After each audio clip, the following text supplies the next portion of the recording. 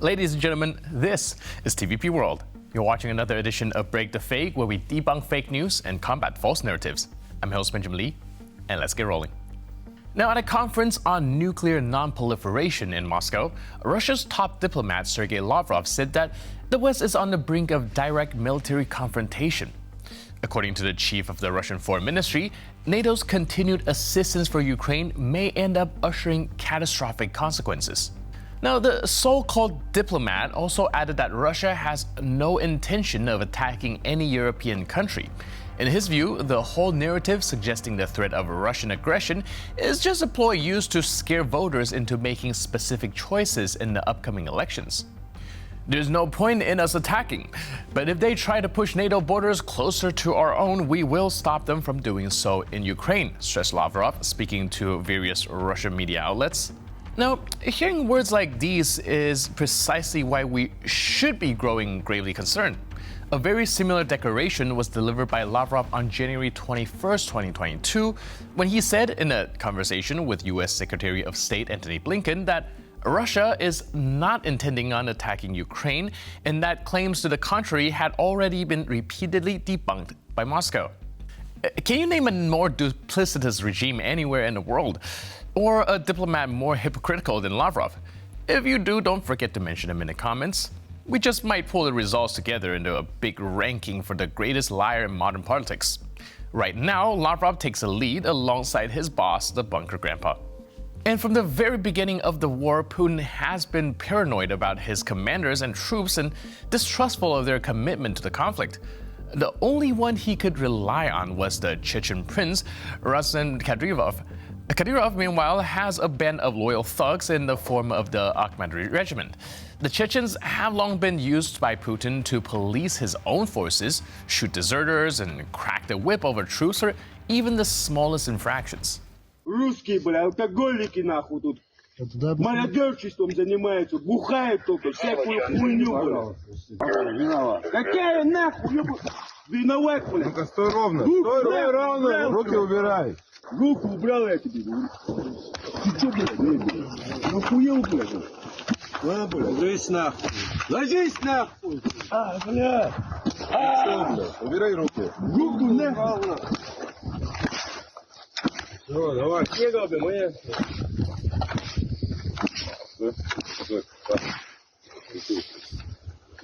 Шлюха, бля.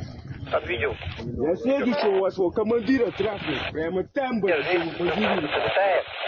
Мы поедем на передок, поедем туда, ебать их командира. Смотри, что пидорасы творят. Они все бойцы бухие. Какая нахуй война? Они ничего не выиграют. Это алкашня ебаная. Meanwhile, in the rear, far away from the war, Russian state security is in the midst of a media blitz, performing an average of one major arrest per day, with the suspects admitting guilt even before the brave policemen actually catch them. It's really hard for us to judge how many of these arrests are actually justified and how many are just staged for the camera. Recently, a man detained in Luhansk in connection with an explosion that destroyed the car of a former SBU officer admitted that he rented his house and car out to the perpetrators for 4,000 rubles. The FSB also showed footage featuring another SBU officer who allegedly coordinated the operation from Warsaw.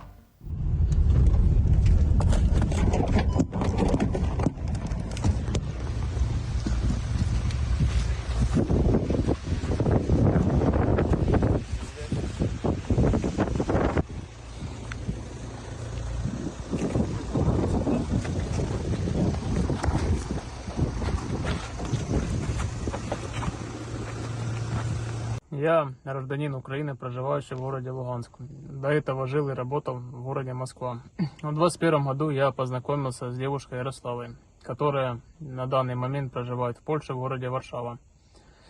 В общении с ней я выяснил, что она общается с сотрудниками СБУ и выполняет их поручения. Now imagine this. A reporter approaches you on the street asking you for your opinion on this or that issue. You give your honest 2 cents, and a few months later, you're arrested for spreading lies. And when you live in Russia, you don't have to imagine that. It's the everyday reality of living in that decrepit empire. In July 2022, Radio Svoboda journalists polled people on the streets of Moscow on their attitude towards the war in Ukraine. Among those who agreed to answer was 37-year-old Yuri Kohovets, who said that the war was started by the Russian government and it's on Moscow to stop it. Aside from that, he also mentioned that Russia is bombing shopping centers, killing civilians like in Bucha, with the military shooting people for no reason at all.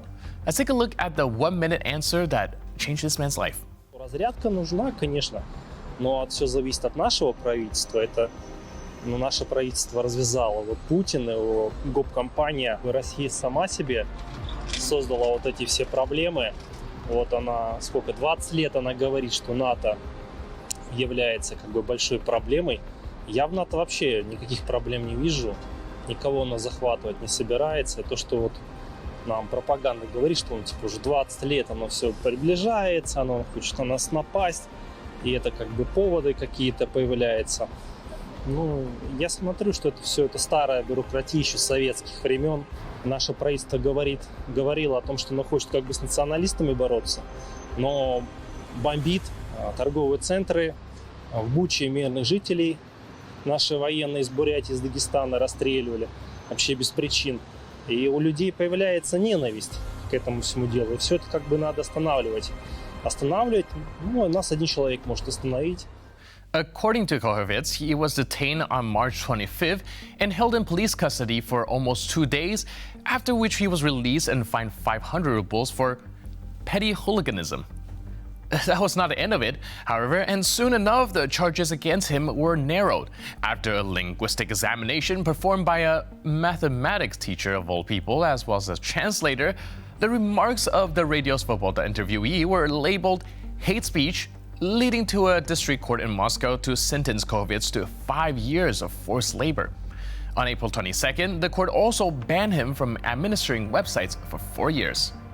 Yuri naturally denied that he ever engaged in anything that could be considered hate speech and asked for a non-custodial sentence. Here's a quote from Yuri's appearance in court. "I really regret that I agreed to give an interview to Radio Svoboda last summer. I did not think about the consequences. I did not know that this information was untrue. I got all my information from YouTube then." Now that's the Russian government for you, forcing its citizens to align their thinking with official propaganda. No one in Russia actually has a right to their own personal opinion. Meanwhile, the Russians affected by the severe flooding of last week are apparently angry because no help from the state has come, but the media is portraying the situation as stable. Do you think this might actually be the first time these people have realized that their TV is straight up lying to them? Сегодня выходило интервью по России. Мы приглашали журналистов в надежде, что нам наоборот как-то помогут, чтобы нашу ситуацию просветили, дать огласку. Потом, когда вышло интервью, у нас был шок, ложь. Все, что они говорят, это ложь, потому что они говорят даже, что никто не эвакуировался, хотя я лично сутки в школе была, я ночевала в школе. Мы арендовали «Газель» в час 7 тысяч рублей, чтобы вывозить. Никому никакой помощи никто не помогает. Людям жить негде. ЧС, оказывается, тут дежурила, полиция, медики. Ни души здесь не было. Вот голову мне на отсечение, если я вру. Врут наглым образом, не боятся Бога просто. Вот, ни людей, ничего не боятся. Позор нашему высшему руководству, просто позор. Печально, конечно, что никому мы не нужны оказались в такой ситуации. Почему это раньше не было сделано, спасать всех? Вот вопрос. Должна заниматься этим прокуратура, следственный комитет этим должен заниматься. Now, one woman was filmed saying that it's all just blatant lies. Pretty sad of them to actually understand it only when it affected them directly. But Russian propaganda is pervasive and lying in just about everything. This is why we here at Break the Fake never run out of materials to cover. Now, our viewers know full well that the nature of Moscow's propaganda efforts. But every Russian, to counter a problem in their lives, get to understand that it's their own state and their own media lying to them. The people you're about to see in the clip ahead with a picture of Tsar Putin seem to be fully convinced that the mayor of their city is working for Ukraine and the West. Why? Because he's kicked them out of their homes. Президент Российской Федерации Владимир Владимирович Путин. Сообщаем вам о возможной противозаконной преступной деятельности губернатора Ставропольского края Владимира Владимирова. возможно, работающего в сговоре с внутренними врагами, иноагентами, по указанию руководства зарубежных антироссийских центров в интересах спецслужб Украины и стран НАТО, которые нацелены на дискредитацию действующей власти и дестабилизацию общественно-политической обстановки в РФ. Так, со своим холодным сердцем губернатор Ставропольского края Владимир выгоняет нас, ветеранов труда, инвалидов, детей войны, на улицу с малолетними детьми. Не оставайтесь в стороне, помогите нам. Sounds pretty Russian, right? There's a problem? Well, it's the West or Ukraine's fault. It's never Putin who doesn't care about his own people. It's always Ukraine or the Western country of choice that has nothing better to do than to kick out families from their homes and send them out to the boonies of the great Russian Empire. Sounds legit, doesn't it? Sounds legit. And with that, we conclude this edition of Break the Fake. But for more news, update, and commentary, please stay tuned to TVP World.